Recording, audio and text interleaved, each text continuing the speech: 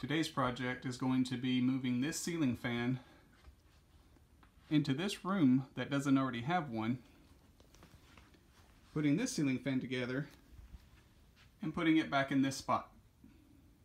My first disclaimer is that I am not a professional. I'm not an electrician. I'm just an average guy who is trying to save some money for his family by doing projects himself. So I need to mount this ceiling box up here.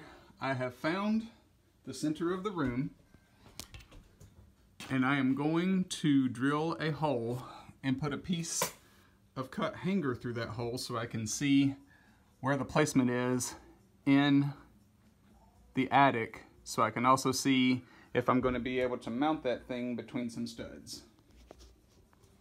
I drilled my hole, and now I'm going to put a piece of hanger through.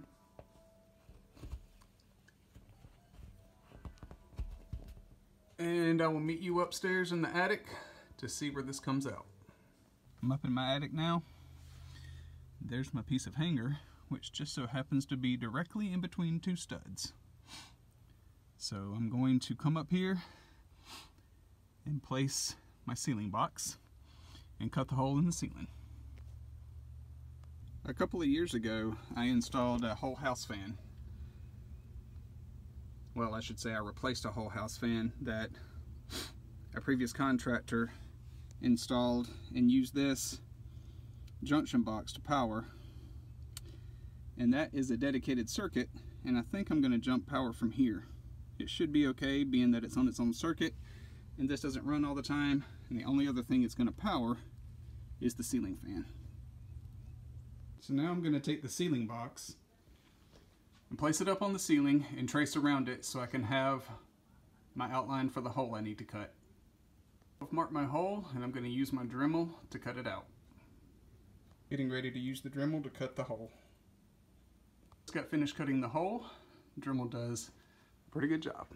And now I'm going to head into the attic and secure the ceiling box to the ceiling joists with 4 5/8 drywall screws. Alright, I got the ceiling box installed. I don't even want to tell you what kind of contortionist I had to turn into to get this thing in, but I'm sure it was impressive. Alright, I have the ceiling box mounted. Now I'm running the wire so I can run power to it. This is just me getting a basic length before I take it upstairs to tie it in. I'm up in the attic at the junction box. I've just confirmed that the power is off. You always want to do that before you start messing with electricity. As you see, touch, touch, power's off. It's not pretty, but they're all tied in together now. Got the ground, hot wire, and the neutral. I've ran the wire from the junction box over to my ceiling box. Now I got to go downstairs and put the ceiling fan in. Now I've got the wires fed through. Now I need to move on to removing this ceiling fan so it can go over here. Alright, to help with me removing the fan, I've removed the blades to kind of take some of the weight off. Now I need to go up and make sure that I've cut the power to the wires, and I'm going to remove the fan. As we can see, power's been cut. Now we're going to remove the mount. Alright, now I'm going to open this box so I can assemble the fan. New unit installed.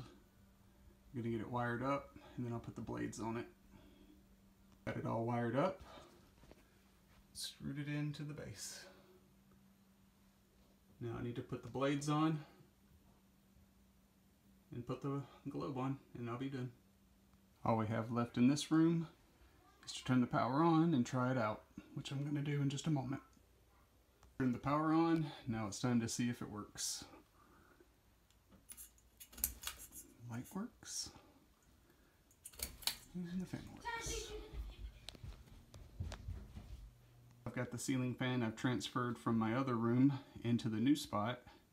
I'm going to get it wired in, get the blades up, and test fire this one as well. Now it's time to see if all the hard work paid off. lights. And fan. Well guys, that concludes this video.